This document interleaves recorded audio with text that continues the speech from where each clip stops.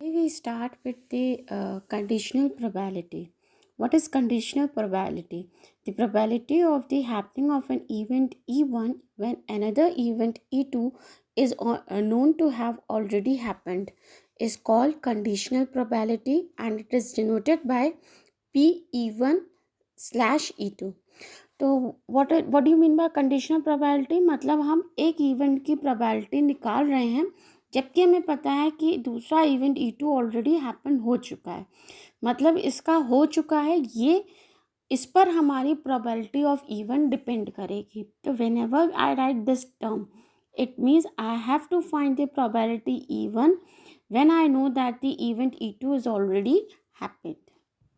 Okay, mutually independent event, and event E1 is said to be independent of an event E2 if probability of E1 slash E2 is equals to probability of E1। देखिए इसने क्या कह दिया, mutually independent event ने, कि event एक दूसरे पर डिपेंड नहीं करेंगे। यहाँ मैं कह रही हूँ कि इस वाले नोटेशन में मैं कह रही हूँ कि मेरी E1 डिपेंड करेगी E2 के होने पर, लेकिन जब इस प्रोबेबिलिटी को हम सीधे प्रोबेबिलिटी ऑफ E1 बता देंगे, यानी हम डायरेक्ट E1 निकालना है, what ever will be happened with the event E2, it doesn't matter when I'm evaluating the probability of E1, then it is known as mutually independent event।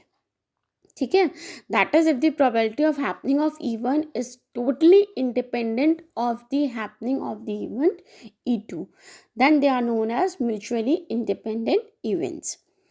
Now multiplicative law of probability or theorem of compound probability, this shows that probability of A intersection B is equals to probability of A into probability of B slash A, where probability B slash B represents the conditional probability of occurrence of B when the event A has already happened। ठीक है, so whenever I wrote this probability of A intersection B is equals to probability of A into probability B upon M, this is known as our multiplicative law of probability।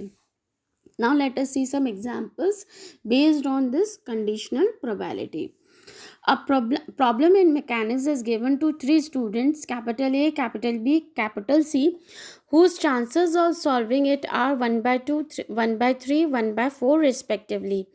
What is the probability that the problem will be solved?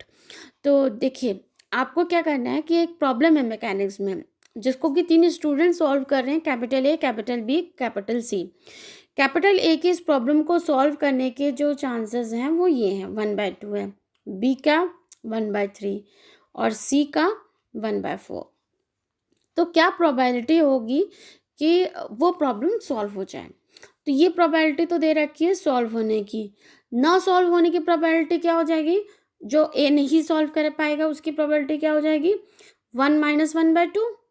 B ना solve कर पाए 1 - 1/3, सी ना solve कर पाए 1 - 1/4। तो ये तो probability हो गई ए, बी और सी की इस प्रॉब्लम को सॉल्व ना करने की। तो टोटल प्रोबेबिलिटी क्या हो जाएगी कि आपकी प्रॉब्लम बिल्कुल सॉल्व ही नहीं हो सकती। वो क्या हो जाएगा, इनकी जो वैल्यूज आए उनका आपस में मल्टीप्लाई कर दो। तो देखो आप ऐसा समझो जैसे आपको प्रोबेबिलिटी दे रखी ना सॉल्व की 1/2, तो मैंने ये निकाली प्रोबेबिलिटी ऑफ ए डैश की, मतलब हमारी सॉल्व नहीं हो रही, 1 - 1/2, ये आ गई आपकी 1/2। प्रोबेबिलिटी ऑफ बी बार, मतलब बी से भी सॉल्व नहीं हो रही है, -1/3, तो ये आ गई आपकी 2/3। Probability of C bar is equals to 1 - 1/4, ये आ गया 3/4। तो प्रोबेबिलिटी की प्रॉब्लम ही नहीं सॉल्व हो पा रही। ठीक है, probability problem not solve is equals to क्या हो जाएगी इसकी वैल्यू, 1/2 इंटू 2/3 इंटू 3/4।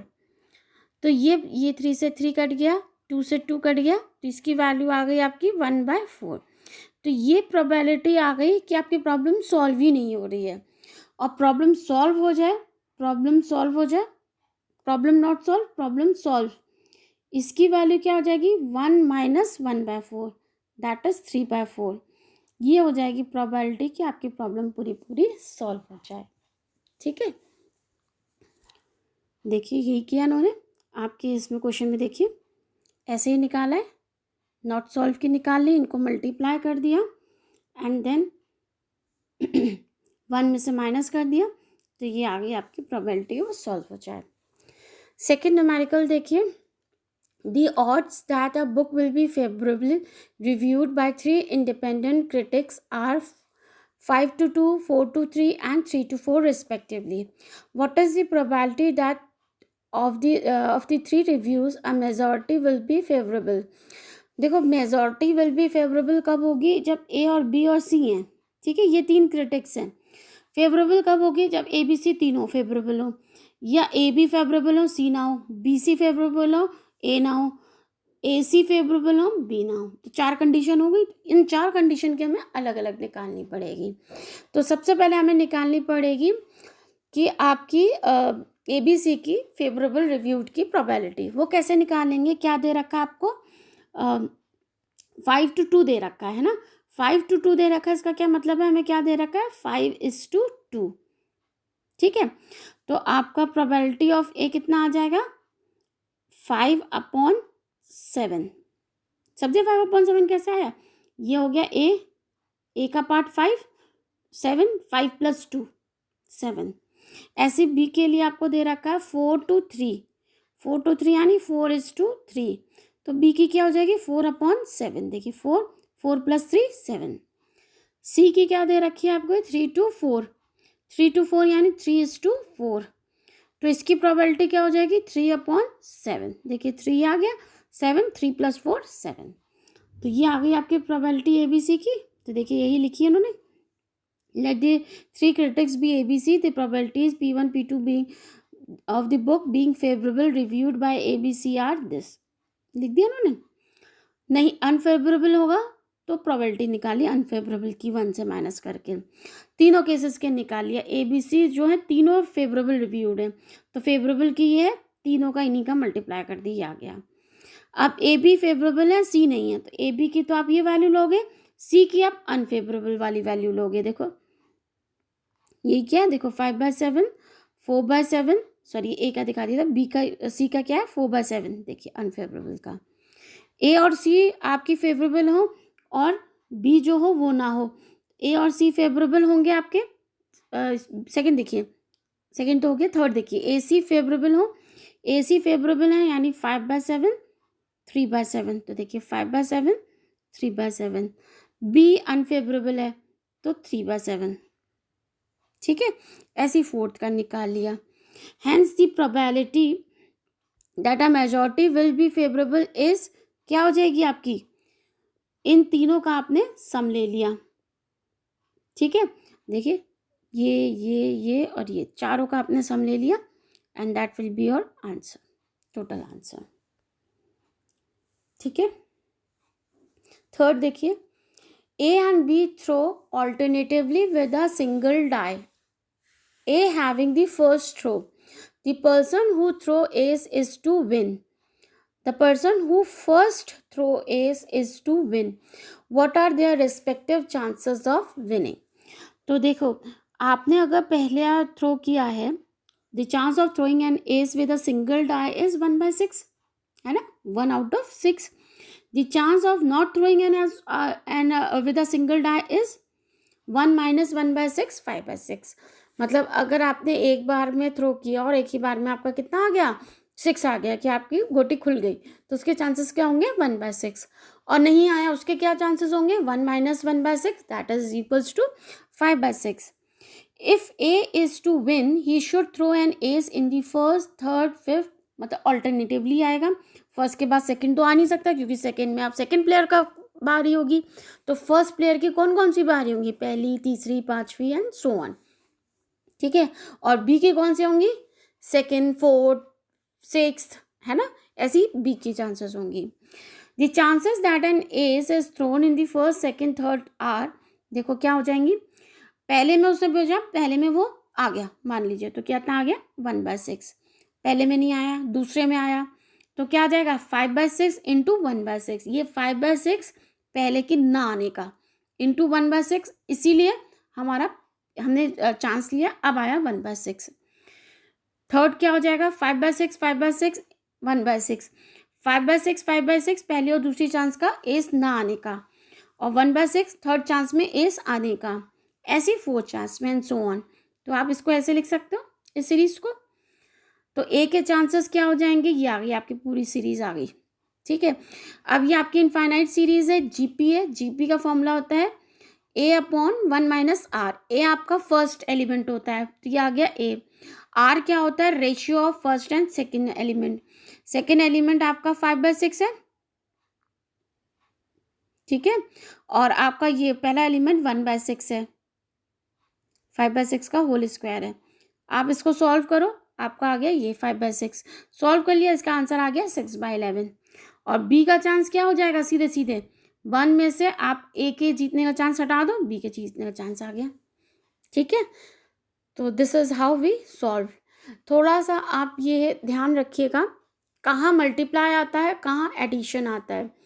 एडिशन वहाँ आता है जहाँ एक दूसरे पर डिपेंड नहीं करता है इवेंट, और मल्टीप्लिकेशन तब आता है कि एक इवेंट का दूसरे इवेंट पे मल्टीप्लिकेशन होता, मतलब वो डिपेंड कर रहा है कि हमने, जैसे मैंने यहाँ पे मल्टीप्लिकेशन लगाया है, तो ये प्रोबेबिलिटी डिपेंड कर रही है कि पहले नहीं आई तब दूसरे हमने की तो ये आई, इसलिए आपने मल्टीप्लाई किया।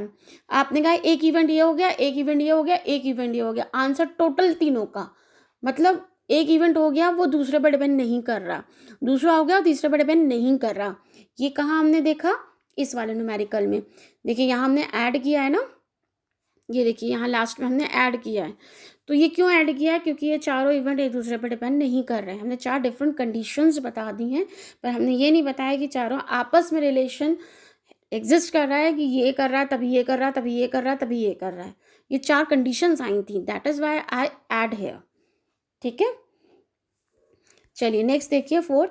N urn contain 10 white and 3 black balls while another urn contain 3 white and 5 black balls.